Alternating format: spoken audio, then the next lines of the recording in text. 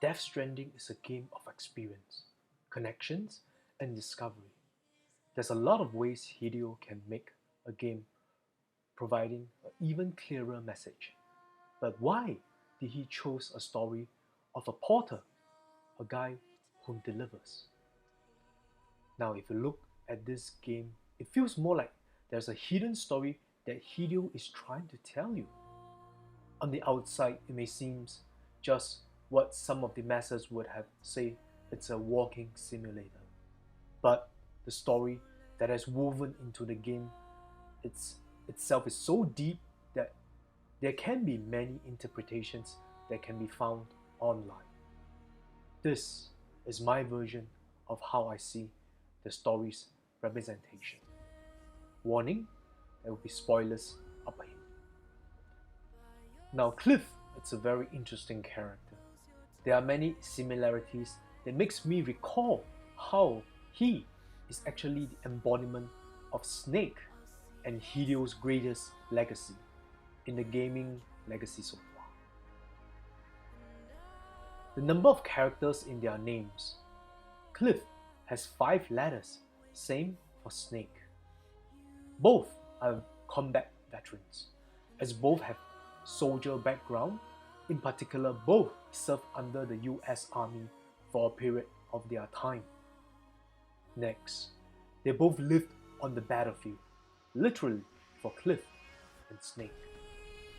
The battlefields that Cliff was in were in World War I, World War II, and Vietnam. All of these war zone timelines are very similar to Snake and his adventures. The goggles from where he appears, the same site of the tearing chiralium matter from his face as from Snake's eye patch. Both a product of government manipulation. And lastly, the way they smoke. There could be many more, so do share your comments in your findings. Cliff and Bibi are not only a representation of Snake himself, but also a representation of the entire Metal Gear Solid franchise, and I dare say, even Hideo's journey himself.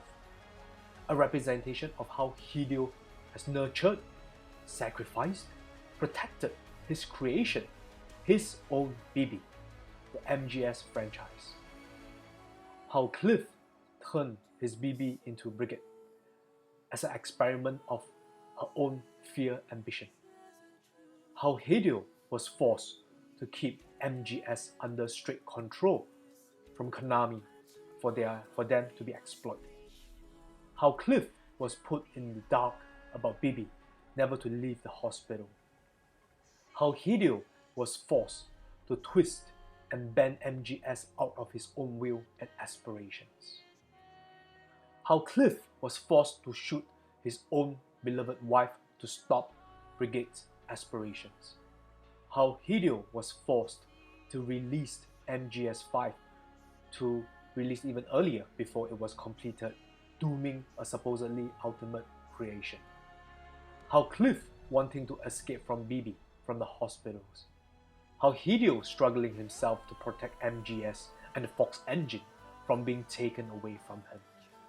How Cliff was forced to run back to the hospital room with his dead wife, and how Hideo was forced to work on the alternative MGS title creations despite he doesn't want it to be involved anymore.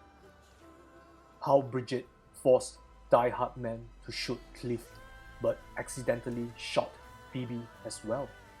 How Konami fired Hideo and ruined MGS itself with MGS Survive. How Cliff clung onto this massive war beach due to his strong will to find back what was his. How Hideo struggled to find his way back into the gaming industry. And finally, how Cliff passed Lou to Sam saying, "It's yours." And that was Hideo's way of saying MGS is over. Snake is passing the baton to Sam and to Death Stranding as a new beginning for him. And the moment when I saw that scene, I had goosebumps. To me, it was a totally emotional moment. Well, I could be wrong. This could all just be a rambling of a Kojima fan.